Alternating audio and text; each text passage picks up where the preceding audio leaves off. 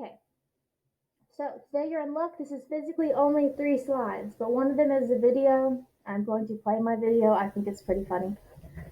But today's intro question or summary from yesterday is what was the Mayflower Compact and why was it so important? So if you want to take a moment to write it down or think about it,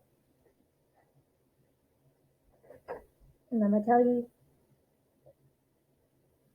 So if you remember, the colonists were planning on settling just north of Jamestown, but they sailed a little too far and they ended up landing somewhere that was uncolonized or unclaimed. So they were essentially landing in the land that had no rules. It was not claimed by England yet. It was really not claimed by anyone.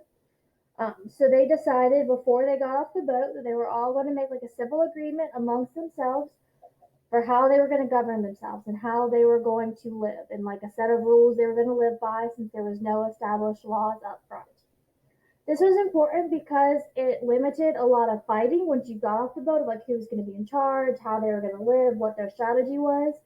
And it also brought about the House of Burgesses, which is the first form of self-government in America at this time.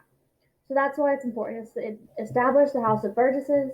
It is the first form of self-government, and that came from the Mayflower Compact, which again was just like a communal agreement or a civil agreement of how they were going to run their village or colony. So, the Massachusetts Bay Colony. So, 10 years after the Pilgrims set sail from Plymouth, another group of English settlers set sail to found the Massachusetts Bay Colony just a few miles of the north of the Plymouth colony. So, unlike Plymouth, the Massachusetts leaders were non-separatist Puritans. So that means that they wanted reform rather than separation from the Anglican Church. They were persecuted in England for their beliefs, and they wanted to establish a new Puritan community. So they weren't looking to start a whole new church. They wanted to keep the basis of the Anglican Church, and they just wanted to improve upon it. So the Massachusetts Bay Colony, it says 1629. They have 200 settlers that come over. John Winthrop is the founder of the colony. And he said, we must set an example for the world. They must be a city on the hill. And that's your assignment for today. You're going to read his speech and answer some questions. So everyone who attended the Puritan church was to be taxed to support it. And by 1643, there were 16,000 people. And this begins the Great Migration of people coming over to get religious freedom. There's his little quote for the City Upon a Hill speech that you're going to analyze some more today. So it says, we must be knit together in this work as one man. We must entertain each other in the brotherly affection. We must delight in each other, make others' conditions our own, rejoice together, mourn together, labor together, and suffer together. For we must consider that we shall be a city on a hill. The eyes of the people are upon us. So they were supposed to be this example of how to live, not a Christian lifestyle, but like a religious lifestyle where everyone takes care of one another and they're all morally superior and just all this stuff. So they believed that they were creating a new pure society to serve the will of God. So John Winthrop was the founder of the colony, and he's later the governor. He summarized the colonists' goal in a sermon he's going to deliver upon a ship, the Arabella, in 1630, where he said that quote. So he gave his City Upon a Hill speech on a boat named the Arabella in 1630. These were the first settlers of thousands of people that would follow. So many people came here. The historians do call it the Great Migration, as I said, because 16,000 people came over, trying to be a part of this lifestyle. Okay. The Salem witch trials, which is what my video is about.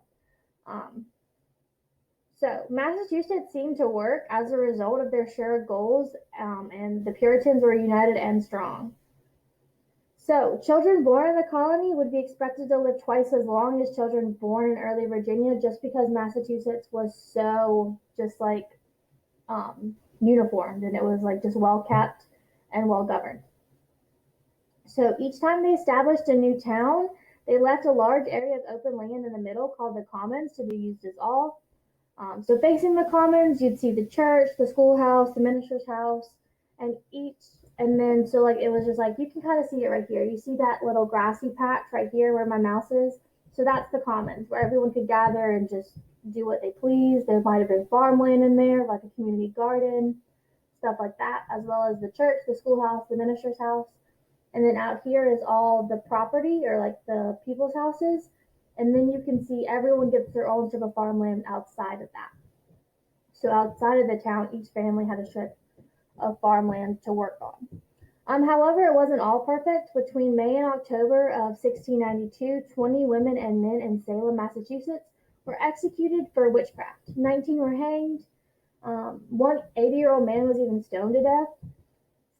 So it seemed to have begun with a ghost story told by adolescent girls by a slave named Tuba. I'm probably saying that wrong. Which transformed into 8 girls' accusations that they had been bewitched. A special court of judges was created to investigate and prosecute. Suddenly, everyone was being accused. Neighbors, family members, and servants and masters were accusing one another. All told, like in the end, at least 25 people died. Again, 19 were executed by hanging, one was tortured to death, and at least 5 died in jail due to the harsh conditions. Over 160 people total were accused of witchcraft, most of which were sent to jail, and many of which were deprived of property rights and legal rights, even after they were considered not to be a witch. So nearly 50 people confessed to being witches, most to save themselves from immediate trial. Hundreds of other people were caught up in the legal proceedings of the trial. In October of 1692, Governor William Phipps ended the special witch court in Salem. Accusations soon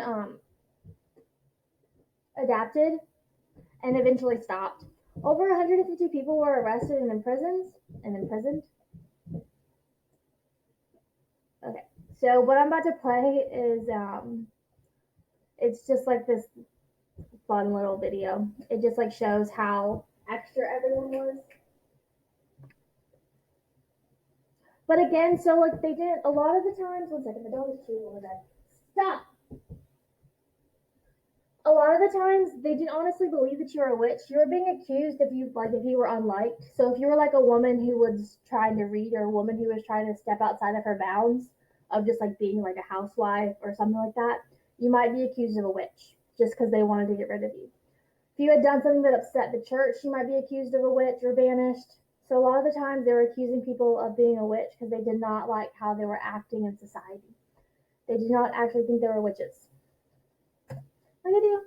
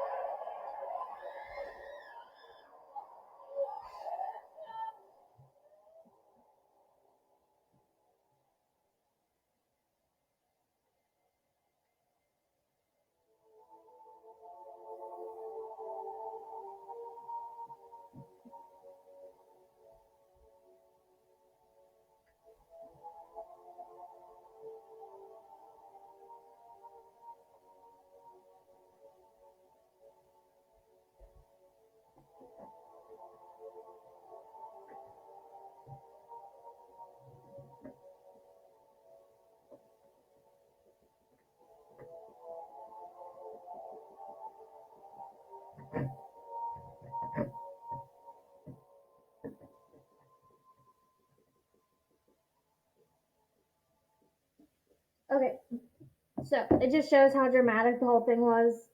Uh, I'm sure everyone like knows how they tested if you were a witch or not. So yes, they did set people on fire. And if for some reason you managed to escape and not get burned up, you were a witch. So you were still put to death. But if you died in the fire, congratulations, you're not a witch, but you're dead. The same thing with like tying like things to your feet and throwing you in the river. If you drown, congrats, you're not a witch. If you somehow manage to like float, you're a witch and you're gonna die. So it was pretty funny. It's like my favorite thing to learn about is the Salem witch trials. And that's what tomorrow is too. So hopefully you like it as well. Again, you just had to write down my slides. Again, they weren't very long. It was like 2 bullets, 3 bullets, no bullet. You just had to write down what that was. So it shouldn't take long. And that was it. Thank you.